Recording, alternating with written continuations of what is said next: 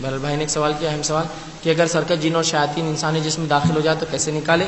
تو یاد رکھیے اس کے لیے قرآن کی تلاوت کرے، جیسا رب العزت نے فرمایا وَنُنَزِّلُ مِنَ الْقُرْآنِ مَا هُوَ شِفَاءٌ وَرَحْمَةٌ لِّلْمُؤْمِنِينَ، کہ قرآن کو ہم نے مومنین کے لیے نزول کیا اور یہ شفا اور رحمت ہے، تو لہٰذا اس کی تلاوت کرے. ٹھیک ہے. اب اس معاملے میں علماء کی تجزیہ ہے، کچھ پریکٹیکل ایگزامپلس ہیں جو انہوں نے کیے کچھ آیتوں کو لے کر جس سے بڑا فائدہ ہوا، ان آیتوں کو استعمال کر. بالخصوص رسول اللہ کے دور میں جو صحابہ کرتے وہ ہے سورہ فاتحہ کا دم کرنا، جس طرح بچھو والی حدیث میں اس صحابی نے کیا. معوذتین کا دم کرنا، سورہ فلق سورہ ناس کا دم کرنا.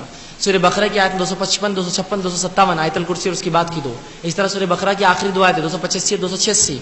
ٹھیک ہے. تو یہ آیتوں کو آپ ایک ترتیب میں جو ہے تلاوت کر سکتے ہیں. معوذتین، سورہ اخلاص، یہ سب آپ ملا کر اس پر دم کر سکتے ہیں. جب آپ ایسے شخص کو پائیں گے جب پڑھیں گے تو وہ بہت تکلیف میں ہوں گا، جب آپ پڑھیں گے وہ چلائیں گا، تو آپ اس کے چلانے کا وہ نہ کریں بلکہ اس کو پڑھے. ہو سکتا ہے کان بند کرے تو کان میں سے ہاتھ اٹھا کان میں پڑھے.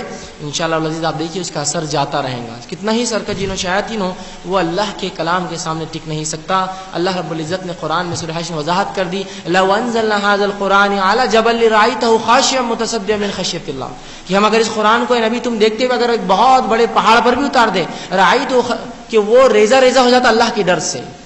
تو یہ پہاڑ جو سب سے بلند اور بالا اور مضبوط ہوتے یہ بھی اللہ کے ڈر سے ریزہ ہو جاتا اللہ کے کلام سے.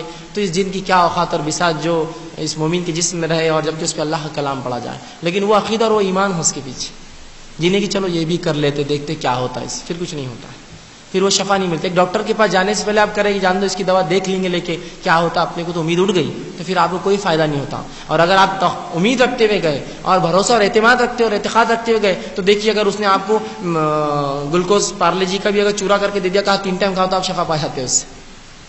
وہ اعتقاد اصل ہے. بھروسہ کیجیے اب اللہ کے کلام پر، دیکھیے پھر اس کا اثر اللہ کا کلام اثر کرتا ہے. اور بہت سے لوگ مالج ہوتے ہیں جو علاج بھی کرتے ہیں، ان سے آپ رجوع کر سکتے ہیں جو کتاب و سنت کے مطابق علاج کرتے ہیں.